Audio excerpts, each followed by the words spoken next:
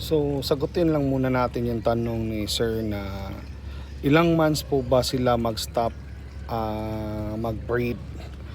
Normally, sa pagkakaalam ko from our friends na mga breeders, especially John Risotin, ang nagsta-start kasi siya mag-breed according to him ano daw, mga medium size pa. So, mas maliit siya mga ka-groomers. Medium size, medyo ano ba, konti lang yung egg na ililay ng female basically. Kasi yung male, okay lang daw kahit maliit kasi mas aggressive daw yung mga medium size na mga breeder. Pero sa female, mas malaki, mas okay.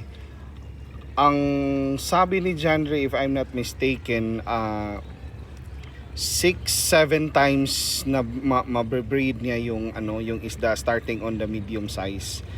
So around 7 or 8 na daw na paglilay niya ng egg, medyo konti na raw yung nire-release niya na egg ni female.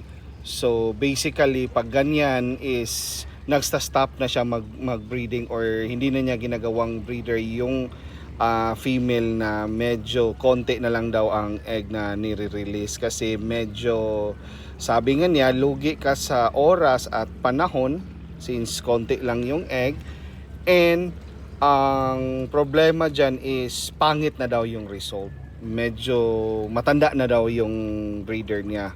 But sa number of months or yung edad ng isda is maybe under a year pa daw kasi almost weekly, kasi as you can see on MG Aquatics or Bulingit line, halos 1 week or 2 weeks interval lang nagbe-breed na naman yung mga isda nila. So ang kina-count nila is kung ilang beses na siya na breeding nila. So 6-7 times daw, medyo okay pa. Around 8 time na breeding na nila, konti na lang daw yung egg na nililay. So dyan, sign na yan na i-stop na nila ang paggamit ng materials na yun. So hanap naman ng ibang kamatch or breeding materials.